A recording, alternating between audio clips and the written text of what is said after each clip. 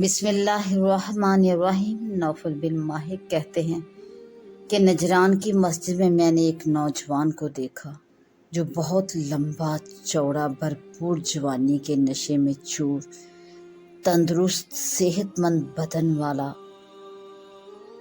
گھوڑے رنگ والا، خوبصورت شکل والا۔ میں نگاہیں جما کر اس کے جمال و کمال کو دیکھنے لگا تو اس نے کہا، کیا دیکھ رہے ہو؟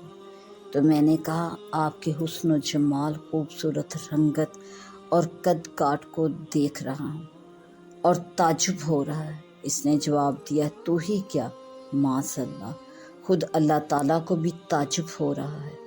نوفل کہتے ہیں کہ اس کا یہ کلمہ کہنے کی دیر تھی کہ وہ گھٹنے لگا اور اس کا رنگ و روپ اڑنے لگا اور قد پست ہونے لگا، یہاں تک کہ بقدر ایک بالش